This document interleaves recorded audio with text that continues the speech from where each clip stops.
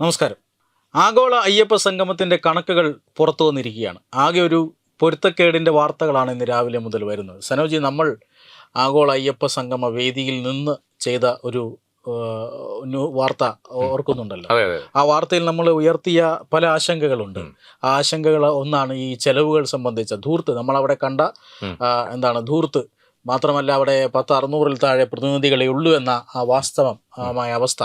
അതിനുശേഷം ഈ ഉച്ചയ്ക്ക് ശേഷം എല്ലാ പ്രതിനിധികളും പോയി കഴിയുമ്പോൾ ആഹാരം കുഴിച്ചു മൂടേണ്ടി വരുന്ന അവസ്ഥ. ഈ കണക്കുകളെല്ലാം എങ്ങനെയാണ് ഇനി ഒപ്പിക്കാൻ പോവുക എന്ന് നമ്മൾ അന്ന് തന്നെ പങ്കുവച്ചിരുന്നു. മാത്രമല്ല, ഈ ക്ഷേത്രങ്ങളിൽ നിന്നോ ദേവസ്വം ബോർഡിൽ നിന്നോ ഞങ്ങളൊന്നും എടുക്കുന്നില്ല, പകരം അങ്ങോട്ട് വാരിക്കോരി കൊടുക്കുകയാണ് എന്ന് പറഞ്ഞ മുഖ്യമന്ത്രിയുടെ പ്രസ്താവന, ഇതെല്ലാം നമ്മൾ അന്ന് പറഞ്ഞ ആ കാര്യങ്ങളെല്ലാം ഇന്നിപ്പോൾ പുറത്തേക്ക് വരികയാണ് വാസ്തവമായി. അല്ല, 3 കാര്യങ്ങളാണ് നമ്മളന്ന് പ്രധാനമായി പറഞ്ഞിരുന്നത്. ഒന്ന്, ഇപ്പോൾ കുമാർ ആദ്യം പറഞ്ഞ ഈ കണക്കിൻ്റെ കാര്യം. ഈ കണക്ക് ഇവരെങ്ങനെ കൊണ്ട് അവസാനിപ്പിക്കും എന്നുള്ളത് നമ്മൾ ഇങ്ങനെ നോക്കിയിരിക്കുകയായിരുന്നു. കാര്യം അന്നേ പറഞ്ഞിരുന്നു ഈ കണക്കിൽ വലിയ വ്യക്തതയില്ല എന്നുള്ള കാര്യം നമ്മൾ തുടക്കത്തിൽ തന്നെ പറഞ്ഞിരുന്നു. പക്ഷേ മുഖ്യമന്ത്രി പോലും അദ്ദേഹത്തിൻ്റെ പ്രസംഗത്തിൽ അന്ന് പറഞ്ഞത് ഈ ആഗോള അയ്യപ്പ സംഗമത്തിൻ്റെ നടത്തിപ്പിന് വേണ്ടി ഒരിക്കലും ദേവസ്വം ബോർഡിൻ്റെ പൈസയിൽ നിന്ന് ഒരു വിഹിതം പോലും എടുത്തിട്ടില്ല എന്നുള്ളതാണ് കൃത്യമായി പറഞ്ഞത്. ഇതിൻ്റെ തുടക്കത്തിൽ തന്നെ അവർ പറഞ്ഞ കുറേ കാര്യങ്ങളുണ്ടായിരുന്നു. അതായത് ദേവസ്വം ബോർഡിൻ്റെ പ്ലാറ്റിനം ജൂബിലി സെലിബ്രേഷനോടനുബന്ധിച്ചാണ് ഇത്തരത്തിൽ ഒരു ആഗോള അയ്യപ്പ സംഗമം നടത്തുന്നത്. ഇത് ആർക്ക് വേണ്ടി നടത്തുന്നു എന്നുള്ളതാണ് ഇപ്പോഴും ഉത്തരം കിട്ടാത്ത ഒരു ചോദ്യം. ഇത് വിശ്വാസികൾക്ക് വേണ്ടി നടത്തിയതാണെങ്കിൽ ഒരു വിശ്വാസി പോലും അതിൽ പങ്കെടുത്തില്ല എന്നുള്ളതാണ് കാര്യം. നമ്മളന്ന് രാവിലെ കണ്ട ഒരു കാഴ്ച, സെപ്റ്റംബർ 20-ാം തീയതി രാവിലെ ഒരു 8 മണിയോടുകൂടിയാണ് തത്വമൈ ടീം, ഞാനും കുമാറും ഉൾപ്പെടെയുള്ള തത്വമൈ ടീം പമ്പയിലെത്തുന്നത്. നമ്മളവിടെ എത്തിയപ്പോൾ ആദ്യം മുഖ്യമന്ത്രി വരുന്നത് കൊണ്ട് വലിയ സുരക്ഷയാണ്, ആരെയും അങ്ങോട്ടേക്ക് കയറ്റി വിടുന്നില്ല. ശബരിമല നട തുറന്നിരിക്കുന്ന സമയമാണ്. ശബരിമലയിൽ നിന്ന് തിരിച്ചിറങ്ങുന്ന ഭക്തരെ ആ പരിസരത്ത് പോലും അടുപ്പിക്കുന്നില്ല. പോലീസ് വലയം തീർത്തുകൊണ്ട് ഇവരെ മാറ്റി ആട്ടി ഓടിച്ചു വിടുന്ന കാഴ്ചകളാണ് ഞങ്ങൾ തുടക്കത്തിൽ അവിടെ കണ്ടത്. പക്ഷെ പിന്നീട് മുഖ്യമന്ത്രി എത്തി പരിപാടി തുടങ്ങിയപ്പോൾ ഈ പറഞ്ഞ വേദിക്കുള്ളിൽ ആരുമില്ല എന്ന് കണ്ടപ്പോൾ വഴിയെ കൂടെ പോകുന്നവരെ ഒക്കെ പിടിച്ച് അതിനകത്തേക്ക് കയറ്റുന്ന ഒരു കാഴ്ചയും നമ്മൾ തന്നെയാണ് കണ്ടത്. അപ്പോൾ വളരെ വിരോധാഭാസമായ കാഴ്ചകളാണ് തുടക്കം മുതൽ അതിൽ കണ്ടു തുടങ്ങിയിരിക്കുന്നത്. അത് തന്നെയാണ് ഇപ്പോൾ അത് തീർന്ന് ഇപ്പോൾ ഇത്രയും മാസങ്ങൾക്ക് ശേഷം ഇതിൻ്റെ ഓഡിറ്റ് റിപ്പോർട്ട് കോടതിയിലെത്തുമ്പോഴും വ്യക്തമാകുന്നത് അത്തരം കാര്യങ്ങൾ തന്നെയാണ്. അന്ന് തന്നെ നമ്മൾ പറഞ്ഞിരുന്നു, വെറുതെ 8 കോടി രൂപ ഇതിൽ വേസ്റ്റ് ചെയ്തിരിക്കുന്നത് വെറും മുഖ്യമന്ത്രിയുടെ PR വർക്കിന് വേണ്ടി മാത്രം. വെറും 40 മിനിറ്റ് നീണ്ടു നിന്ന മുഖ്യമന്ത്രിയുടെ പ്രസംഗത്തിന് വേണ്ടിയാണ് ഈ 8 കോടി രൂപ ചിലവാക്കിയിരിക്കുന്ന ഒരു കണക്ക് അന്ന് നമ്മുടെ അന്നത്തെ ന്യൂസിൽ പറഞ്ഞതാണ്. കുമാർ, പറ്റുമെങ്കിലും നമ്മളന്നെടുത്ത ആ ന്യൂസിൻ്റെ ലിങ്ക് ഇതിൻ്റെ ഫസ്റ്റ് കമൻ്റായിട്ട് രേഖപ്പെടുത്തുക. അപ്പം കാണുന്ന പ്രേക്ഷകർക്ക് മനസ്സിലാകും അന്ന് നമ്മൾ പറഞ്ഞ കാര്യങ്ങളും ഇപ്പോൾ സംഭവിച്ച കാര്യങ്ങളും എന്താണെന്നുള്ളത്. അന്ന് ആചാര സംരക്ഷണ സമിതിയുടെ ഉത്തരവാദിത്വമുള്ള പൃഥ്വിപാലും നമ്മോടൊപ്പം ആ പമ്പയിൽ നിന്നുള്ള ചർച്ചയിൽ ചേർന്നിരുന്നു. അദ്ദേഹവും കുറേ കാര്യങ്ങൾ പറഞ്ഞിട്ടുണ്ടായിരുന്നു. അതെല്ലാം അക്ഷരാർത്ഥത്തിൽ ഇപ്പോൾ സത്യമായി വന്നിട്ടുണ്ട്.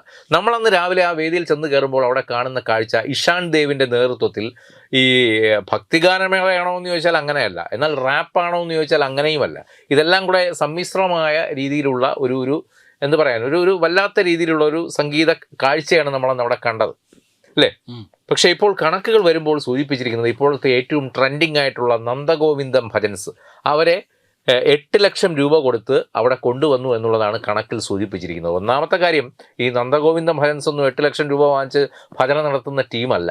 അവർ ഈ ആചാരാനുഷ്ഠാനങ്ങൾ, അതും ശബരിമലയുടെ കാര്യത്തിലൊന്നും ഒരിക്കലും അവർ 8 ലക്ഷം രൂപയുടെ കടുംപിടുത്തത്തിൽ ഭജന നടത്തുന്ന ടീമല്ല എന്ന് നമുക്ക് നെഞ്ചിൽ കൈവച്ച് പറയാം. ഇപ്പോൾ അവരെയാണ് 8 ലക്ഷം രൂപയ്ക്ക് ഈ പരിപാടിക്കായി ക്ഷണിച്ചിരിക്കുന്നത്. എന്നാൽ ഇഷാൻ ദേവിൻ്റെ പരിപാടി നടത്തിയോ ഇല്ലയോ, അല്ലെങ്കിൽ അതിനെത്ര രൂപ കൊടുത്തിട്ടുണ്ടെന്നുള്ളത് കണക്കിലില്ല താനും.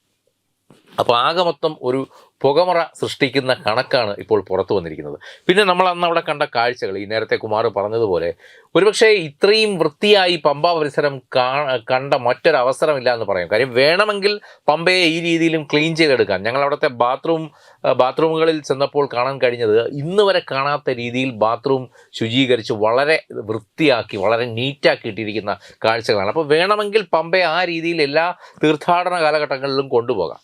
ഞങ്ങൾ അന്ന് തന്നെ പറഞ്ഞിരുന്ന ഒരു കാര്യമാണ്, ഇപ്പോൾ ഈ അയ്യപ്പ സംഗമം നടത്തി എങ്ങനെയൊക്കെയോ നടത്തി തീർത്തു. പക്ഷേ ഇതിൻ്റെ ദുരിതം അനുഭവിക്കാൻ പോകുന്നത് വരുന്ന മണ്ഡലകാലത്ത് അയ്യപ്പ ഭക്തരാണെന്ന് അന്ന് തന്നെ ഞങ്ങൾ മുന്നറിയിപ്പ് നൽകിയിരുന്നു.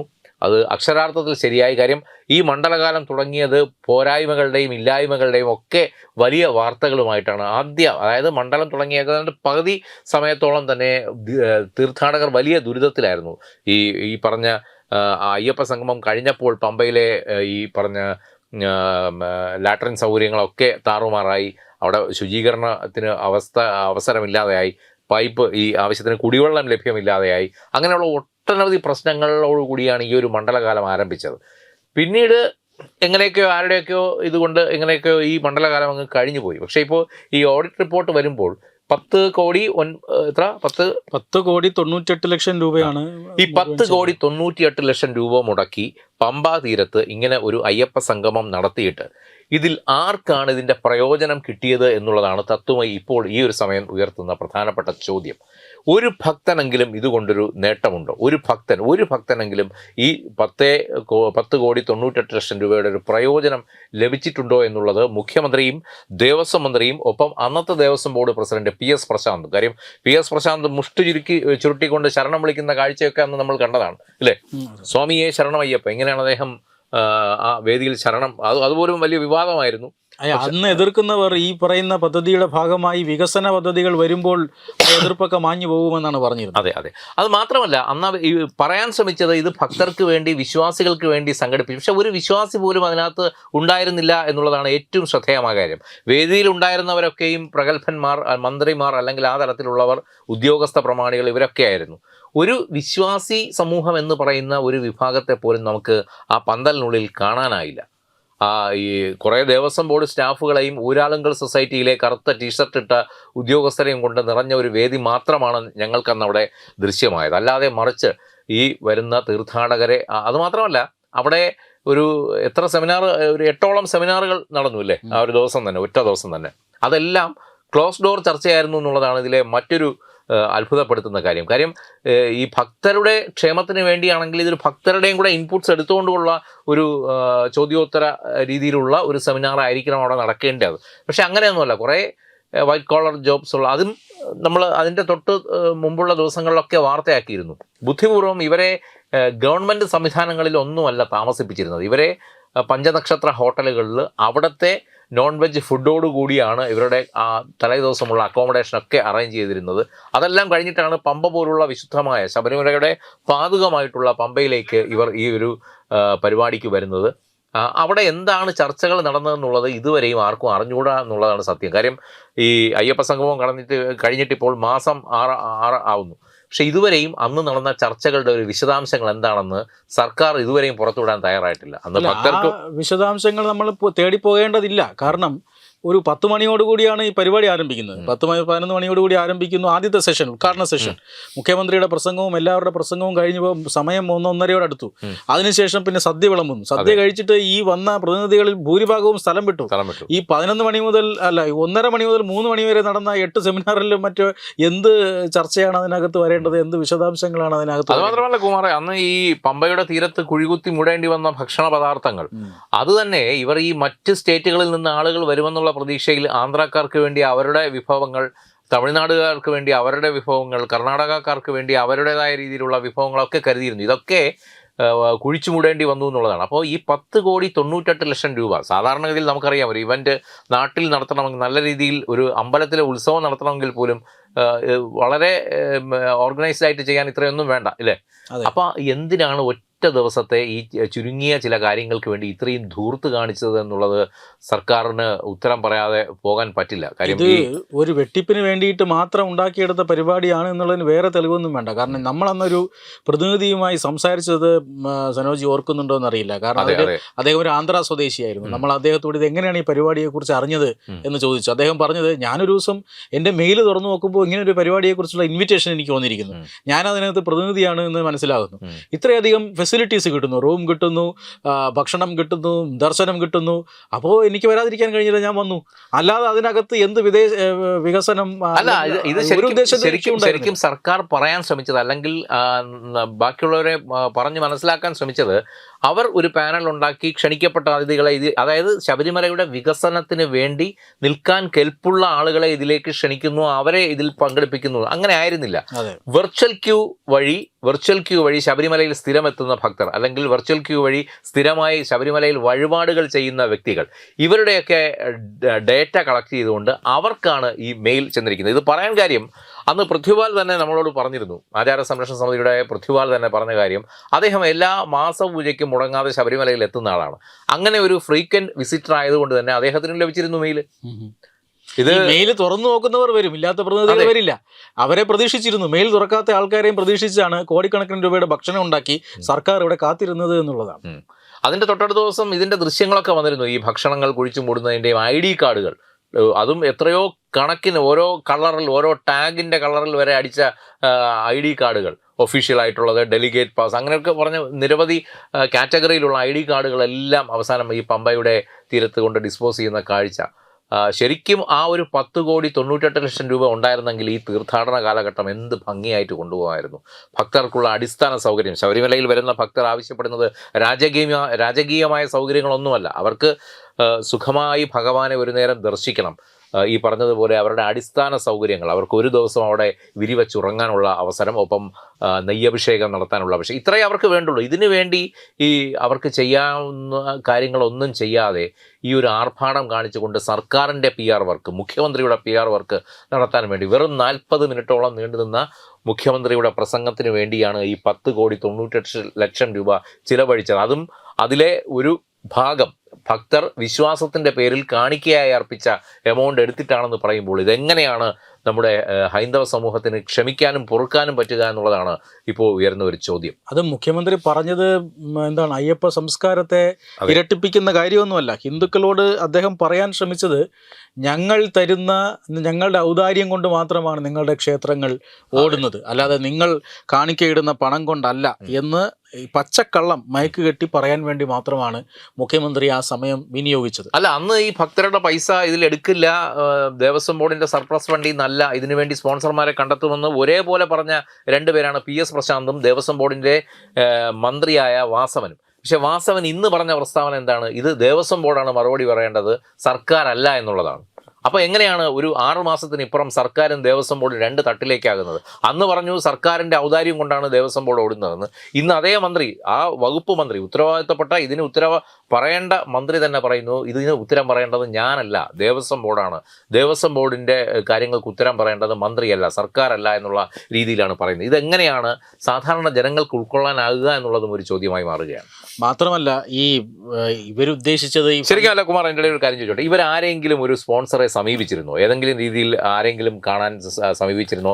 സ്പോൺസർഷിപ്പ് കിട്ടാത്തത് കൊണ്ടാണോ, അതോ ആദ്യമേ ഉറപ്പിച്ചിരുന്നോ ഇത്തരത്തിൽ ദേവസ്വം ബോർഡിന്റെ സർപ്ലസ് ഫണ്ട് എടുത്ത് തന്നെ ഇതിന് വിനിയോഗിക്കണമെന്ന്? ഇത് പല രീതിയിലുള്ള ദേവസ്വം ബോർഡ് ഫണ്ട് തന്നെയാണ്. കാരണം കണക്കിൽപ്പെടാതെ നേരത്തെ വെട്ടിച്ചു വെച്ചിട്ടുള്ള കുറച്ച് പണമുണ്ട്, അത് ചെലവാക്കുക എന്ന് തന്നെ ആയിരിക്കണം.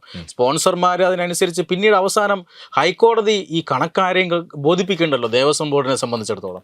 അതിന്റെ പേരിൽ ചില കണക്കുകൾ ഒപ്പിക്കാൻ വേണ്ടി ചെയ്ത പരിപാടിയാണ്. പക്ഷേ ഹൈക്കോടതിയുടെ ഇടപെടൽ ഇതിനിടയിൽ ഉണ്ടാകുന്നു. അവർ കണക്ക് ചോദിക്കുന്നു. ആ കണക്ക് ചോദിക്കുമ്പോഴാണ് ഇപ്പോൾ 10.98 ലക്ഷം രൂപ ചെലവാകുന്നു, 6.4 ലക്ഷം രൂപ, അല്ല 6,64,00,000 രൂപ. അത് എന്താണ്, 10 കോടി ചിലവാകുന്നു, 6,64,00,000 രൂപ ഇതുവരെ പേയ്മെൻറ്റ് ബില്ല് അടച്ചു കഴിഞ്ഞു. ഇനി ഒരു 4,35,00,000 ബില്ല് അടയ്ക്കാനുണ്ട്. മാത്രമല്ല ദേവസ്വം ബോർഡിൻ്റെ ഫണ്ടിൽ നിന്നെടുത്ത 3.4 കോടിയോ മറ്റോ അത് തിരിച്ചടയ്ക്കാനുണ്ട്. എന്ന് പറഞ്ഞാൽ ഏതാണ്ട് 7-8 കോടിയോളം രൂപയുടെ ശൂന്യത, അല്ലെങ്കിൽ 7-8 കോടി രൂപ ആവിയായി പോയിരിക്കുന്നു. അതാണ് ഇനി കണക്കുകൾ വയ്ക്കേണ്ടത്. ഇത് ഹൈക്കോടതി ഇപ്പോൾ കണക്ക് ചോദിച്ചത് കാരണം, കണക്കുകൾ തമ്മിൽ ഒപ്പിക്കാൻ കഴിയാത്തത് കാരണമാണ് സർക്കാരാണെന്ന് ദേവസ്വം ബോർഡാണെന്ന് തമ്മിൽ അങ്ങോട്ടും ഇങ്ങോട്ടും പഴിചാരുന്നത്. ഇതുമായി ബന്ധപ്പെട്ട് നമ്മൾ ഈ ഹൈക്കോടതിയിൽ അയ്യപ്പ സംഗമം നടക്കാൻ അനുവദിക്കരുത് എന്ന് പറഞ്ഞുകൊണ്ട് ഹൈക്കോടതിയിൽ ഹർജി സമർപ്പിച്ച ഒരു വ്യക്തിയുണ്ട്. അദ്ദേഹം ഡോക്ടർ PS മഹേന്ദ്രകുമാറാണ്. അദ്ദേഹം നമ്മുടെ ഇവിടെ വന്ന് ചർച്ചയിലൊക്കെ പങ്കെടുത്തിട്ടുണ്ട്. അദ്ദേഹത്തിൻ്റെ ഒരു ഫേസ്ബുക്ക് പോസ്റ്റ് ഇതുമായി ബന്ധപ്പെട്ടിട്ടുണ്ട്. വളരെ ലെങ്തി ആയിട്ടുള്ള ഒരു ഫേസ്ബുക്ക് പോസ്റ്റാണ്. ആ പോസ്റ്റിൻ്റെ കുറച്ച് ഭാഗം ഞാൻ വായിക്കാം. അത് ഇങ്ങനെയാണ്. അതായത് അദ്ദേഹത്തിൻ്റെ ഈ ഫേസ്ബുക്ക് പോസ്റ്റ് ഈ അയ്യപ്പ സംഗമവുമായി ബന്ധപ്പെട്ടതാണ്. അതായത് വാർത്തകൾ എല്ലാവരും അറിഞ്ഞു കാണുമെന്ന് വിശ്വസിക്കുന്നു. സർക്കാരിൻ്റെ ധൂർത്തിന് ദേവസ്വം സർപ്ലസ് ഫണ്ടിൽ നിന്നും കോടികൾ, അതായത് 3.4 കോടി എടുത്ത് വീശിയിട്ട് ആ തുക സ്പോൺസർമാർ തരുമെന്ന് വീമ്പിളക്കി. എന്നിട്ട് ആ കാശ് ഇതുവരെയും കിട്ടിയില്ല എന്ന് ഓഡിറ്റ് റിപ്പോർട്ടിൽ വ്യക്തമായ വാർത്തയാണ് ഇപ്പോൾ ചർച്ചയാകുന്നത്. ഹൈക്കോടതി ഈ വിഷയത്തിൽ കയറി പിടിച്ചിട്ടുണ്ട്.